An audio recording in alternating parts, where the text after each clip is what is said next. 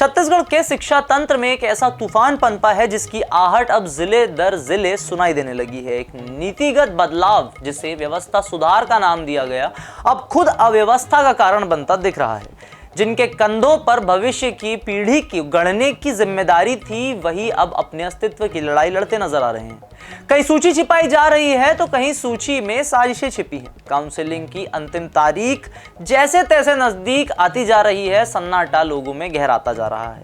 फाइलों में बंद फैसलों ने कई परिवारों की नींद छीन ली है। जिन्हें शिक्षा के मंदिरों में पूजा करनी थी, वे अब ज्ञापन और प्रदर्शन की भाषा बोलने लगे हैं।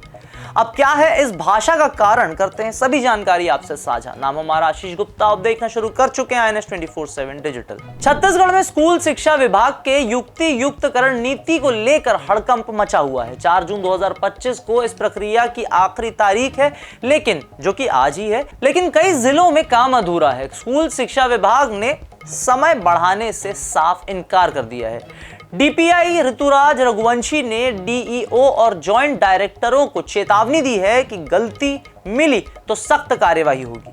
फिर भी BEO और DEO की लापरवाही के कारण कलेक्टरों की मुश्किलें बढ़ गई हैं। मुंगेली जिला अकेला है जिसने 270 शिक्षकों की पोस्टिंग पूरी की है, जिसमें अचानक मार के 80 स्कूल शामिल हैं।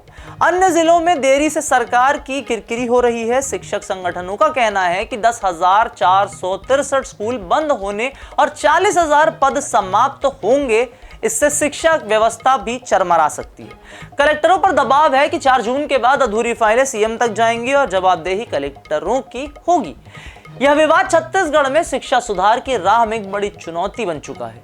BEO और DEO ने युक्तियुक्तकरण के अतिशेष सूची में ऐसी गड़बड़ियां की कि कलेक्टरों की मुश्किलें बढ़ गई हैं। कई जिलों में शिक्षकों की पोस्टिंग में पारदर्शिता की कमी है और भ्रष्टाचार की शिकायतें सामने आई हैं। शिक्षक संगठनों ने आरोप लगाया है कि 2008 के सेटअप को नजरअंदाज कर मनमानी की जा रही है।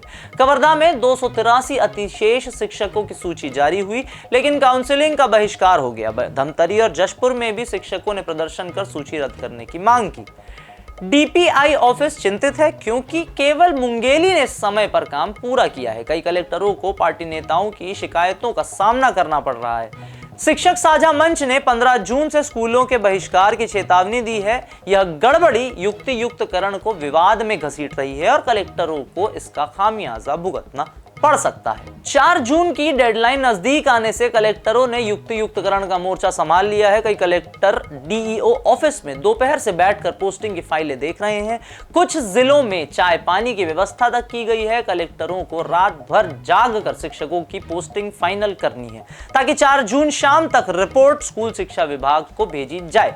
ये सारी चीजें कल रात भर चली हैं। सरकार का कहना है कि देरी से शिक्षा की गुणवत्ता पर असर पड़ेगा। CM विष्णुदेव साय ने कहा कि युक्ति युक्तकरण बच्चों के हित में है, लेकिन कांग्रेस इसे जन विरोधी बता रही है। सोशल मीडिया पर खबरें हैं कि कुछ कलेक्टरों ने DEO को प्रक्रिया से हटाया है। यह दबाव इसलिए भी है क्योंकि स्कूल शिक्षा विभाग सीधे CM के पास है।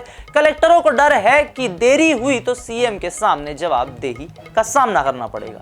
यह स्थिति प्रशासनिक अराजकता को भी उजागर करती नजर आ रही है। शिक्षक संगठन युक्ति युक्तकरण को शिक्षा व्यवस्था के लिए खतरा बता रहे हैं। उनका दावा है कि स्कूलों के मर्जर से ग्रामीण बच्चों की पढ़ाई प्रभावित होगी। धमतरी, कवर्धा और गौरेला पेंड्रा मरवाही में शिक्षकों ने धरना प्रदर्शन भी किया। शिक्षकों का कहना है कि 2 शिक्षकों से 5 कक्षाएं पढ़वाना असंभव है, जिससे गुणवत्ता गिरेगी।